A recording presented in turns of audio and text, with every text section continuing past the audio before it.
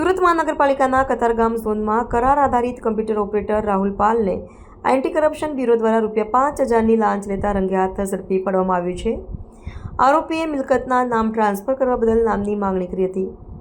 મળતી માહિતી મુજબ એક નાગરિકે પોતાની માલિકીના મકાનનું નામ ટ્રાન્સફર કરાવવા 2022માં અરજી કરી હતી। અરજી પેન્ડિંગ રહેતા તાજેતરમાં આરોપી રાહુલ પાલે અરજદારને વોટ્સએપ કોલ કરી નામ ટ્રાન્સફર કરવા બદલ ₹5,000ની લાંચ માંગી હતી। અરજદારે લાંચ આપવાની ના પાડી અને તુરંત એસીબીનો જાણ કરી એસીબી ટીમે છટકું ગોઠવી અરજદાર દ્વારા આરોપીને ઓફિસ બહાર લાંચની રકમ આપવા કહ્યું। જ્યારે આરોપીએ રકમ લીધી ત્યારે એસીબી ટીમે તેની ધરપકડ કરી હતી।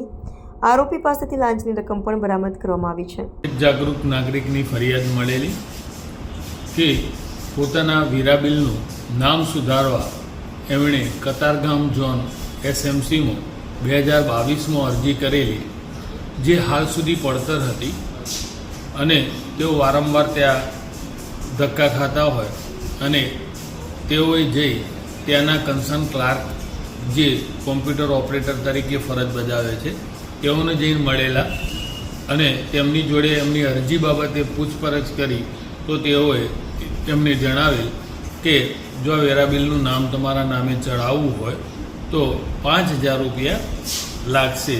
જેઓએ લાંચ ના આપ્યો એસીબીનો સંપર્ક કરેલો અને તેઓ ₹5,000ની લાંચ લેતા રેડ હેન્ડ પકડાયેલા છે।